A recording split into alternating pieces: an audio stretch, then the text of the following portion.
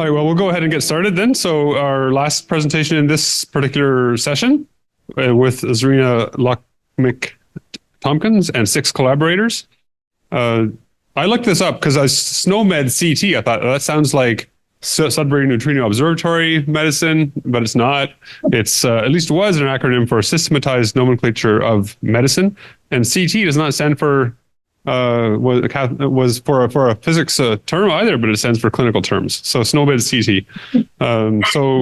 Zerina is associate professor at Monash University in Melbourne, Australia. Her work is focused on developing data-driven evidence on the impact of climate change on health outcomes, and through community engagement and by utilizing health informatics and principles of digital health, Zerina aims to improve maternal and child health in communities impacted by climate change all over the world. So Zerina's presentation is called Documenting Climate Change Impacts on Health Using SNOMED CT. So Zerina. Thank you. Thank you very much for the opportunity to speak to you today. I would like to begin by acknowledging the First Nations people in Australia. I live on the lands of the Kulin Nations, and I acknowledge the First Peoples' rich culture, heritage, and continued relationship with land, air, and water. I also honor your First Nation people in Canada and across the globe. This is quite a unique opportunity to also hear about Indigenous knowledges through your conferences, which unites us really in our common quest to address the climate change impacts on health and planetary health crisis in general. And again, thank you for the opportunity to present this work, and thank you very kindly for thinking about the time difference. I did miscalculate it initially, and it came at 2 a.m. and I was a bit concerned about that, but with thankfulness to your team, that's all been sorted out. I also want to acknowledge my colleagues. This is an international collaboration, and really we are all members of the International Medical Informatics Association. We get up at very odd hours around the world to get together to really pool our different lenses in how we solve climate change impacts on health. And because we bring different lenses in different places where we live, at the same time, we also bring different expertise. I particularly want to highlight Laurie Block, who is a PhD candidate and an early career researcher from School of Nursing at the University of British Columbia. And Laurie has been instrumental in this work. And so if Laurie is around, or if you are keen to connect with Laurie, I would encourage you strongly to do so. I also need to acknowledge that my colleagues and I are not employed by SNOMED CT or associated in any way with SNOMED CT. And the reason why we actually looked at this SNOMED CT as a clinical terminology for our source is because it is used by over 90 countries, including Australia. And it seemed like a really impactful way to impact practice, not just in our local settings, but globally. So during the plenary sessions on Friday evening, Professor Potter really did a great introduction on introducing the planetary boundaries framework. And during that introduction, she emphasized the rapidly changing, pretty much human-driven triple planetary crisis. And of course, climate change is one of those elements. And we know that in 2023, we've really moved in this uncertain future what the climate will actually look like for our planet. What we do know at the moment is that the triple planetary crisis is posing serious threat to human health and well-being. And this is done by exacerbating various facets of human health, respiratory, cardiovascular, renal, but also it's changing how we are seeing health inequities and how this is disproportionately impacting most vulnerable populations. It is also detrimentally altering the social and environmental determinants of health, damaging the health supporting infrastructures and really infrastructures that are making our society function as it does today. We know that climate change is a global problem, and fundamentally no continent or no place is spared. And I don't know how many of you know, but the largest part of Australia is actually desert or a semi-arid area. And it's only the southeast and southwest corners of the country that actually have a temperate climate and moderately fertile soil. So really, while the north sort of has more tropical climates, so really we are a mixture of lots of different climates and very extreme challenges when it comes to climate change impacts. And for our continent since 1910, since the documentation has been in place, Australia has actually warmed up on average by 1.47 degrees Celsius. And the predictions for our continent very much highlight that, a lot of our country will become even more semi-arid, but we're also expecting to see increase in national temperature, which you may know are already quite high. For our continent, we'll see the sea level rises continuing. And then, of course, there's the issues of marine heat waves that are impacting coral reef up in the north. So overall, we'll see fewer cool days, and that means that all these pressures will also change how weather is impacting the actual incidence of fires in particular. And so we're expecting to see the change in the numbers of dangerous fire weather days, meaning that there will be an increase in annual frequency of dangerous fire weather days in which people will need to be prepared and ready to react at a very short notice. And fundamentally, while discussions about climate change have sort of been this subtle existence within the general discourse in Australian public, it was really the 2019-2020 Australian Black Summer bushfires that brought climate change to the forefront of everyone's mind. So it was the first time that a natural disaster of this scale has been directly connected to the impacts of climate change. And it's also been an instrumental factor in many of us to actually turn back and rethink about where our careers were going and heading, and how did we actually contribute to the solutions to climate change, and particularly in terms of adaptation. In the context of healthcare, we hear a lot about mitigation actions, but what worries me at the moment is our engagement with the community, or lack thereof, which actually is not necessarily considering how we best use our skills and assets to be able to actually assist communities in the context of adaptation to climate, particularly in the context of health. So the healthcare's contribution itself, as you probably know, is this very dual challenge of addressing the human impacts of climate change, in other words, what's happening to the people's health, but also to the fact that the healthcare contribution, like the previous talkers mentioned, is contributing to the emissions themselves. So the healthcare's global contribution to global emissions is about 4.7%. And what that means is that in addition to having to meet all these challenges that are coming with new diseases presenting and emerging and worsening of the existing ones, the traditional healthcare delivery really has to develop new strategies and new ways of delivering models of care to mitigate their emissions, but also to support the communities in adapting to the uncertain climate future. So fundamentally, the question for us is, how do we actually do this in an evidence-based way so that we don't leave anyone behind? So in Australian context, the really easiest way to talk about climate change is if we consider natural disasters. And in the state of Victoria, where I live, we've seen a number of heat waves and number of fires and floods pretty much occurring in a very short period of time next to each other. In February this year, we've had a situation within Melbourne itself where one part of Melbourne was burning. It had a massive bushfire in the regional area.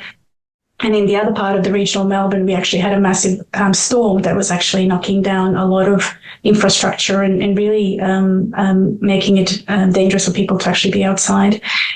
So when we consider these contexts, the question really becomes, how do we then actually prepare the healthcare systems for these extreme climate-related events?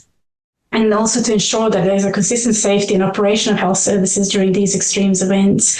And so that obviously requires substantial investment in the efforts. And the World Health Organization has actually come up with the operational framework for climate resilient and low carbon health systems in 2023 to guide some of these processes. But really, all these processes depend on whether we have adequate data to actually essentially support and benchmark such activities. And, going all the way from the person-centered care, which obviously is starting with that individual, coming to the planetary centered care, and then coming to the overall support of the systems. So if you look at the overall models in how people are documenting climate change impacts on health, you can actually see that there is a number of different technologies, a number of different approaches rather. So we've got the epidemiological studies, which tend to analyze large data sets to actually identify associations between climate variables and health outcomes. But then you also have something like a vulnerability assessment, which is actually identification of populations and regions that could be particularly susceptible to the health impacts of climate change. Regardless of which of these models are actually used to document the climate change impacts on health, what's really fundamentally driving all this is that they are large data sets. And these large data sets basically come from partial deposition of the data from the hospitals into these public health repository data repositories, which are then used to extrapolate associations. However, what we really need to be thinking about is whether there is an opportunity to actually use electronic medical records, which are present in almost every clinic these days, to actually incorporate the real-time data associated with the clinical presentations at the bedside, to then really be building towards the evidence that is more accurate, that is more indicative of where things make a difference or not, but also to, as I mentioned earlier, to be able to benchmark the opportunities in what this change is meaning. And more importantly, we want to be thinking about how do we empower clinicians to actually be able to really document that data and then make clinical decisions based on whatever it is that the data tells them as the uncertain futures unfold. So really for us, that means, how do we think about the important roles that the healthcare workforce plays in this place, meeting the needs of the disaster-affected communities. And this occurs across all the preparation stages of the disaster responses. So how do we prepare? How do we respond? How do we recover? And these key components of healthcare professional work might include things like risk assessment, prioritizing health issues, looking at care planning, workforce capacity development. How do we communicate these changes? Somebody pointed out earlier. And then, how do we decide where to invest resources to actually deliver the most pertinent healthcare service to meet the community needs in these situations? Now, the data generated by healthcare professionals can actually define further the important health indicators for monitoring, intervention, supporting disaster mitigation, and the entire response. And, fundamentally, when you think about the clinical data that we collect at the bedside, really that informs all the hospital planning, all the allocations of resources, how we actually implement the policies and evaluate procedures and policies themselves. And then any data that comes through actually facilitates that timely improvement in how this is actually occurring across the time.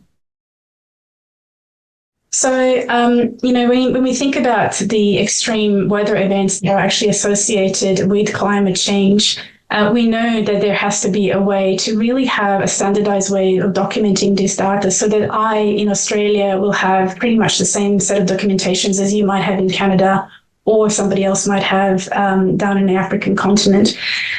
So in attempts to actually unify, at least in the disaster space, so unify these data standardizations, the United Nations Office for Disaster Risk Reduction brought this document that actually defined clearly the 302 hazard information profiles that are basically clustered into 9 clusters.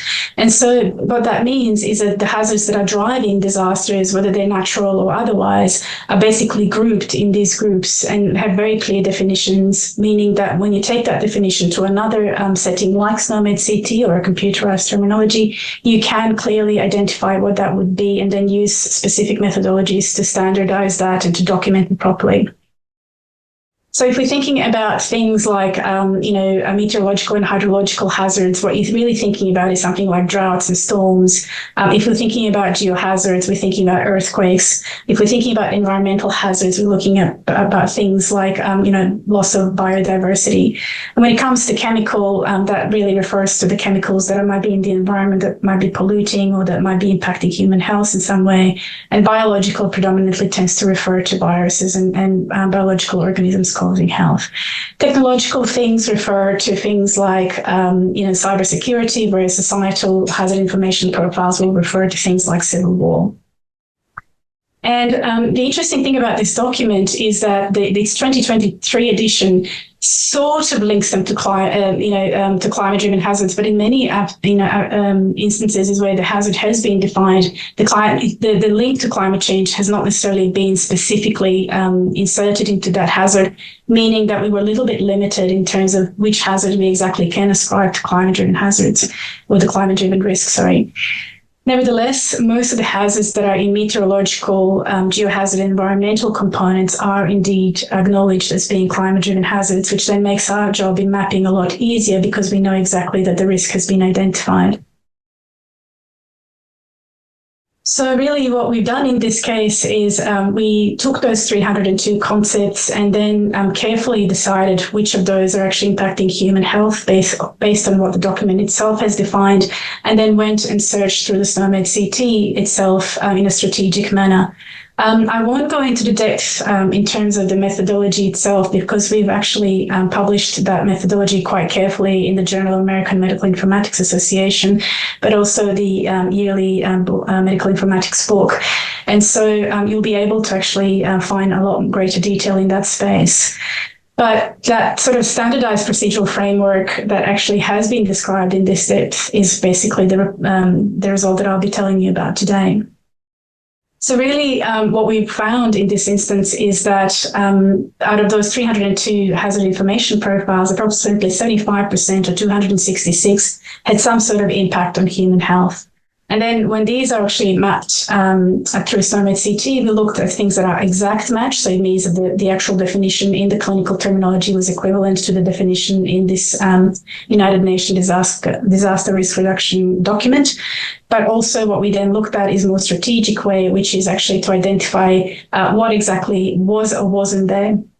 And surprisingly or unsurprisingly, anything that was to do with environment, so anything to do with meteorological and hydrological hazard information profiles, geohazard profiles or environmental profiles was really poorly represented in SNOMED CT. So for example, in the context of environmental profile, we actually didn't find any exact matches. And so within the context of geohazards, there were only two that actually were there, and earthquake and tsunami being those two. And then when it came to meteorological and hydrological, perhaps the biggest surprise was that heat wave and drought were actually not in that clinical terminology. And this is incredibly important because it means that any health condition that is actually associated with heat wave, with drought, there is no way of documenting that on that particular day we did actually have a heat wave. Now, one might argue that it'd be possible to actually put meteorological data into the electronic medical records so that actually there would be a timestamp when this occurs so that you automatically know. But at the moment, this doesn't actually exist, and it'll be really great to have that implemented as the EMRs actually develop over time. But at the same time, even if you put the weather data in there, unless you have a specific clinical terminology to document it, you actually can't, you're kind of limited in what you can do. It becomes a free note text otherwise, and hardly anyone pays attention to that because everyone's looking at standardized data overall. So really, once we actually had this result and we identified that, there are all these hazard information profiles that are missing from SNOMED CT, we actually went and got together as a team and really wanted to make a difference in terms of how this was operating. And we knew that the company SNOMED CT had this public outreach, which basically being a sort of a company that depends on clinicians telling what's missing from its program or from its terminology, that they were actually open to people's feedback. So I contacted them directly, and they kindly referred us to the Australian Digital Health Agency, who then took us to CSIRO, which is one of the largest Australian government-funded research agencies. And then through our collaboration with CSIRO, we actually double-checked these results again, and then contacted SNOMED CT with that mapping. And what we found out earlier this year is that SNOMED CT actually published on their website that they implemented 90% of our recommendations. Now, this is the fastest impact I have ever had in any of the work that I've done. I've been in research for almost 20 years. You know yourself that it takes, 10 to 15 years for, bench to bedside, so to speak. And I guess what this implementation outcome highlights is this sense of urgency that we all feel about doing something to basically provide solutions. And, the fact that the company has actually responded so quickly to this, and the fact that it's been implemented, it means that, there will be a lot of other industries out there that are probably really keen to make a difference and depend on, probably on researchers and academic community or members of public to actually tell them what needs to be done. There is always this intuitive thing of what you think should be done, but then there is that thing of what the rest of the ecosystem or the globe thinks that needs to be done. So what's really important about this implementation outcome is that in the July version of SNOMED CT International, this 90% content will be released, the new content, and that means that over 90 countries in the world will be able to implement our recommendations and findings. And, and it means, again, that, a clinician in Nepal and the clinician in Australia or Canada, when they use this terminology, they'll be using something that is defined exactly the same for all, meaning that benchmarking and that standardization of the data becomes more global and uniform. So when the public health organizations come across, including World Health Organization, and they really want to look at the solid, high-quality data, guess what? That's coming from the bedside. That's coming from the clinicians who are actually documenting these changes, who understand the impact of the disease, who understand the diagnosis, who understand the interventions and care planning, who understand the community needs, and so on. And that means that overall, there will be a change in how we then use that data to develop new policies, new interventions, and more importantly, really knowing what works and doesn't work. Zerina, and so, a little over time already. I wonder if you're planning to wrap up pretty quickly. Indeed, this is my last slide. My apologies, I thought I had half an hour. Either way, so basically what remains for us to see is what else is missing from these terminologies that we could add.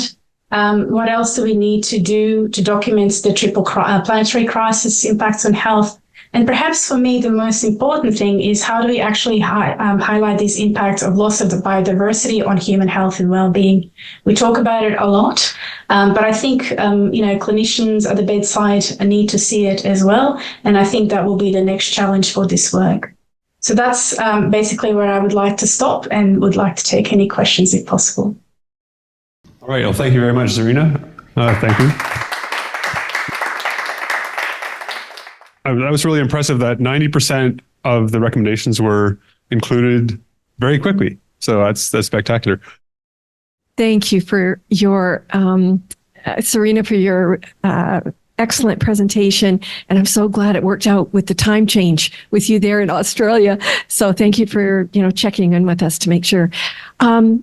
This is such impressive work that you've done. And I'm sitting here beside one of my colleagues that is in practice as well. And so the next step with this work, can you tell me how you're going to move this forward? I mean, I look at this and I think this is something that'll be just invaluable for us here in Canada and other places in the world. So just want to thank you for all this. I was studying it intensely and I will do some more, but where does it go now? What's next?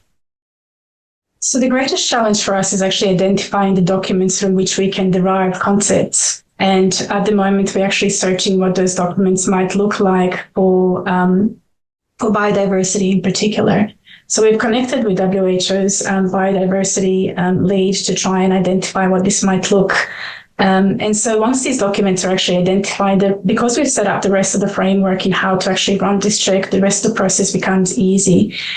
And one of the probably challenging contexts within the concepts themselves is how do we all understand it from different disciplines? So the definitions that come, they can't just be for healthcare workers, they actually have to be interdisciplinary because SNOMED CT itself is also interdisciplinary, meaning that it's used by medicine, nursing, allied health, health information managers, and so on. And I think that's our next step where we want to go is to address the biodiversity component.